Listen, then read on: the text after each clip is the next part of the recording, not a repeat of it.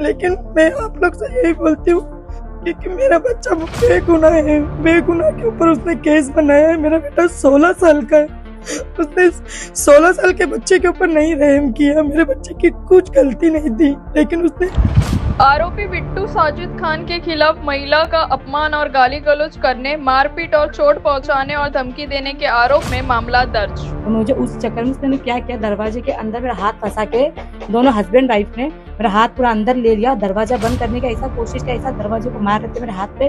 अगर वो मेरा बेटा राज नहीं होता तो मेरा हाथ आज मेरा नहीं होता, मेरा हाथ पूरा फ्रैक्चर ही हो जाता। कपरेट के गणेश मूर्ति नगर में महिलाओं के साथ मारपीट और गाली गलौज का आरोप सामने आया है। आइए पीड़ित महिला से जानते हैं आखिर पूरा मामला क्या है। देखो, ये बिट्टू ने मेरी बहन के नाम से, जिसको अभी वो हरेसमेंट कर रहा है, उसके बच्चे को सता रहा है, उसको श्योरिटी, उसका नंबर एज अ अंकल के हिसाब से उसने रखा। बोला तू मेरी बेटी है, और उसके नाम से उसको मेरा श्योरिटी रख के गाड़ी ली और बताया नहीं। जो घर वाला है, मालिक जो घर का है, वो अलग है। वो घर भी कब्जा कर दिया। इसका दहशत होती है गली में, किसी के साथ ऐसा नहीं है कि इससे झगड़ा नहीं किया। गली से ब्लैक लिस्ट से वो पूरा गली वाला उससे परेशान है। और इसके ये है हिस्ट्री शीटर। इसके ऊपर काफी रेप के केसेस है, चार्जेस है। कई केसेस आपने सुने होंगे, गुलाबे में, कफरेड में, चर्चगेट में कई सारे चरस गांजे का है। और काफी इसका सबसे मेन ये है कि ये एक चमड़ी है। लोगों की औरत को गंदी नजर से देखता है, चाहे वो कोई भी हो, उम्र चाहे उनका उम्र कोई है, इसको कोई मतलब नहीं है। काफी सारे रिसेंटली इसके ऊपर केसेस हुए और काफी सारे ये इसने ऐसे करा है ना, लोगों को परेशान करके रखा है।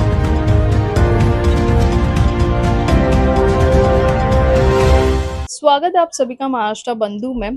कल गणेश मूर्ति नगर में एक विवाद हुआ था जो कचरे के ऊपर से हुआ था और उसके ऊपर एफआईआर भी दर्ज हुई थी। हमें जानकारी मिली है कि जो आरोपी है बिट्टू साजिद खान, उन्होंने महिलाओं के ऊपर मारपीट की और उनको गाली गलौज दिया।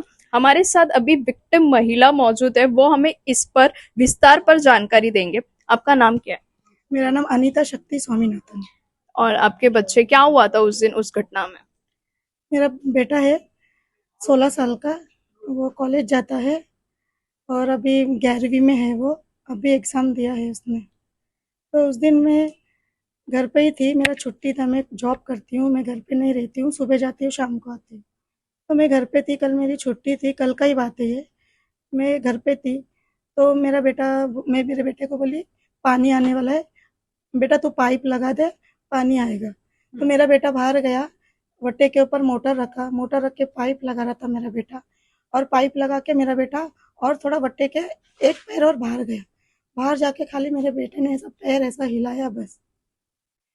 ये बिट्टू साजिद खान तुरंत ही उसके कैमरा में देख के बाहर आया और मेरे बेटे को अनप शनप बकने लगा कि बोलता है तू बीएमसी में झाड़ू मारेगा, तू बीएमसी में कचरा उठाएगा, तू बीएमसी में संडास साफ करेगा, यही सब तू नौकरी करते बैठेगा बोल के हर वक्त मेरे बच्चे को यही बात बोलते रहता है। मेरे बच्चे को टारगेट बना के रखा है इसने मेरे बच्चे को। तो मैं बहुत परेशान हो गई हूँ। जब मैं उठ के बाहर गई कि क्या हुआ पूछने के लिए, तो वो इतना हाइपर हो रहा था और मेरे ऊपर भी वो इतना हाइपर होके आया, मैं बेहोश हो गई।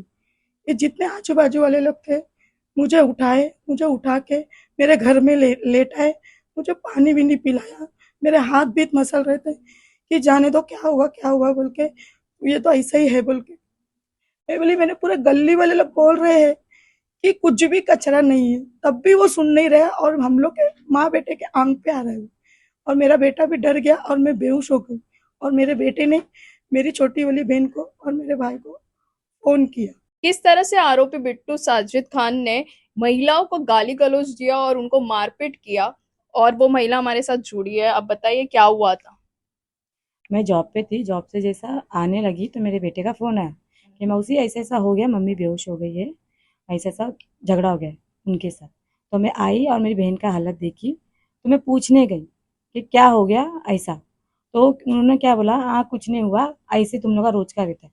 तो मैं फिर भी पूछी क्या हुआ, तो उन्होंने मतलब उनको था उनको कि पूरा झगड़ा करना, क्योंकि 1-1.5 हफ्ते से पीछे ही लगे थे झगड़े के लिए, तो मौका नहीं मिल रहा था।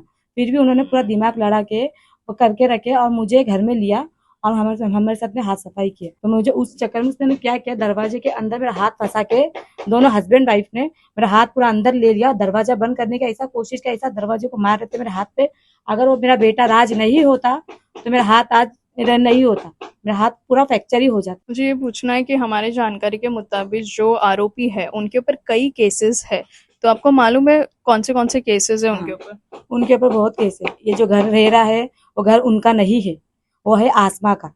आसमा उनके पहले पति है, उनका था तो उन्होंने अपनी पहली औरत को दे दी। उनका घर है आसमा आंटी का, और उनके ऊपर बहुत केस है। चरस गांजा का है, मतलब आफी विफी सब बेचते हैं, और लड़की लोग को गंदी नजर से देखते हैं, औरत लोग को भी गंदी नजर से देखते हैं, और ये और गलत तरीके से मतलब औरत लोग को देख के, और वो ऐसा ही व्यवहार करता है जैसा वो बाहर जैसे दूसरे औरत लोग को वापरता है, तो हमको भी वैसे ही देखते हैं। और हम लोग काफी परेशान हैं बिट्टू साजिद उर्फ बिट्टू साजिद खान से। 2009 से जो हम लोग फेस कर रहे हैं, हमारी जगह मुझे नहीं लगता कोई कर सकता है, क्योंकि हमेशा असॉल्ट का बोलता है कि हम उस पर हम असॉल्ट कर रहे हैं। हम लोग लेडीज हैं, लेडीज का एडवांटेज वो लेता है। अगर 1-4 लेडीज उसको पकड़ के मारेंगे तो जिंदगी भर के लिए उस पर दाग लग जाएगा। अगर हम लोग उस तरीके से होशियार होते तो अब ये कहाँ होता। और रहा बात, ये आप पेपर देखो, इतना पेपर हमारे अगेंस्ट कुछ है, और हमारे अगेंस्ट बॉन्ड भरवाता है बार बार हमारे से। और ये नोटिस है चैप्टर केस की, देखो सारा आरटीआई करके लेके आया उसके खिलाफ, हमारे खिलाफ ही करता है। अगर हम समझदार होते तो इस आदमी को छोड़ते नहीं छोड़ते, क्योंकि हम लोग झगड़े में बिलीव नहीं करते। हम लोग एक दूसरे को साथ में लेके चलने में बिलीव करते हैं। इसका गंदा पेशा है, गंदा पेशा, इसकी नजर गंदी है, समझे। ये जब बहुत गंदे कैटेगरी का आदमी है, कैटेगरी का आदमी, इसका कोई मतलब कोई स्टॉप ही नहीं है। इसको ना जवान दिखती है ना बूढ़ी दिखती है, कुछ नहीं, इसकी हवस है, सिर्फ हवस है, और वो हवस के आगे उसको कुछ नहीं दिखता। अगर मेरे पास पैसा है तो पहले मुझे प्यार से बोलेगा, बहन बोल के फिर अपना लाइन क्लियर करने की सोचेगा। अगर नहीं जमा तो फिर उसको बच्चे को टारगेट करेगा, उसको उसके घर को टारगेट करेगा, फिर उसको क्या एक पूरा ग्रुप बना के, उन लोग का एक टीम वर्क है, पूरे टीम के लोग हैं उनको लेके क्या करेगा, वो सताएगा, फिर उनको वहां दूसरी जगह से उसको बोलेगा सताने। और देखो अभी एक चीटिंग का फॉर्जरी का केस है।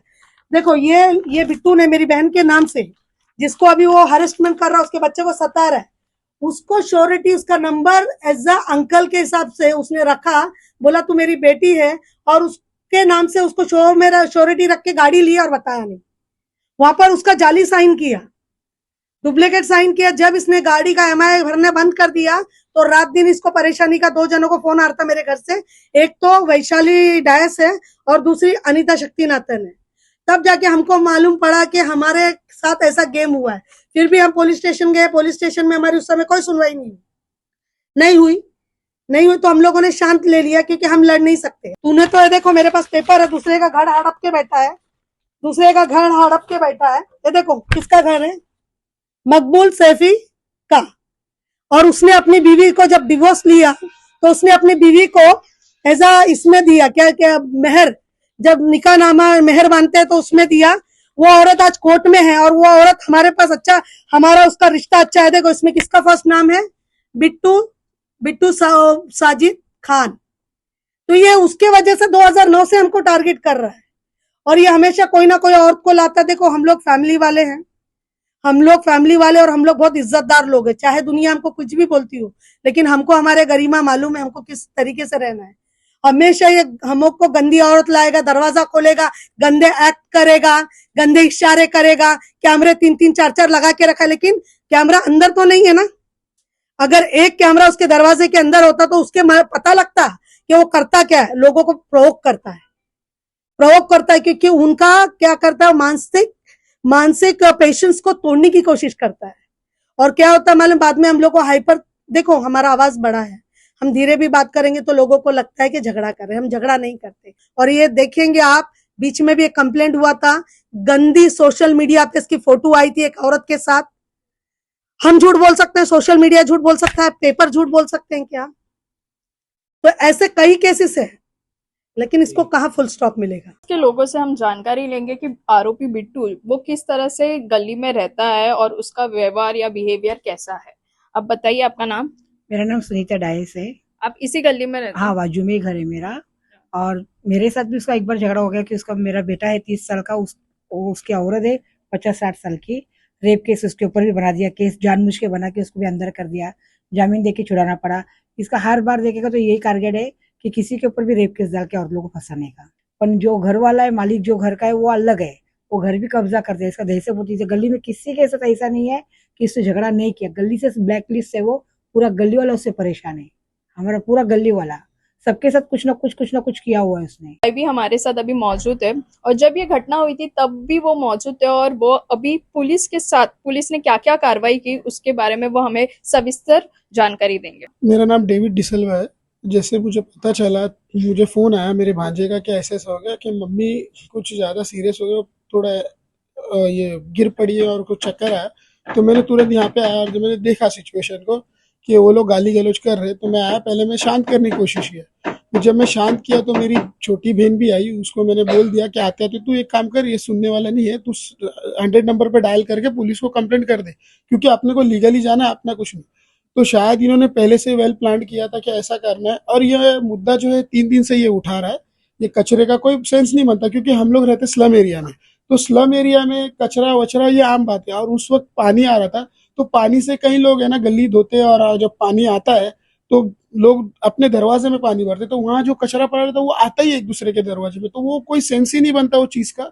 उसको फुकट में मुद्दा बनाया, क्योंकि मुझे पता था ये प्लानिंग करके बैठा है और ये यहाँ से ऑलरेडी सब बैकअप लेके बैठा था, क्योंकि अगले पिछले पेपर सब लेके रखा है जो मेरे मम्मी के खिलाफ यूज करता था। मेरे मम्मी को फंसाया गया था, जो उसके ऊपर एलिगेशन डाला था और जो चैप्टर केस का प्रोसीड था, वो सब पेपर ये रेडी था इसकी वाइफ और ये, और इन्होंने वेल प्लान किया और प्रोवोक कर रहे थे कंटिन्यूसली। मेरे 3 दिन से मेरे भांजे को सता रहे, और मैं भी मतलब अभी तक मेरा कुछ नहीं था, मैं इनोसेंट था, लेकिन इसने वो मैनिपुलेट करके जो फुटेज यूज किया उसने ना, उसमें वॉइस रिकॉर्डिंग है प्रॉपर, और ना ही कुछ स्टार्टिंग टू एंड कोई जो मुद्दा है वो नहीं दिखाया गया। सिर्फ इसने उसको ट्रेस पासिंग के लिए एक क्लिप दिखा के ट्रेस पासिंग का केस किया। पुलिस के ऊपर भी ये दबाव डाल रहा था, प्रेशर डाल रहा था कि मैं फलाने पार्टी से हूँ, इधर से हूँ, मैं ये करा सकता हूँ, मैं वो कर सकता हूँ, काफी चीजें। मतलब सीनियर साहब के साथ लोग बैठे, उनको भी ये कानून सिखा रहा था कि सर ऐसा नहीं, ऐसा होता है, मेरे पास ये। और इसके ये है हिस्ट्री शीटर, इसके ऊपर काफी रेप के केसेस है, चार्जेस है, कई केसेस आपने सुने होंगे। कुलाबे में, कफरेड में, चर्चगेट में कई सारे चरस गांजे का है। और काफी इसका सबसे मेन ये है कि ये एक चमड़ी है, लोगों की औरत को गंदी नजर से देखता है, चाहे वो कोई भी हो, उम्र चाहे उनका उम्र कोई है, इसको कोई मतलब नहीं है। काफी सारे रिसेंटली इसके ऊपर केसेस हुए और काफी सारे ये इसने ऐसे करा है ना, लोगों को परेशान करके रखा है।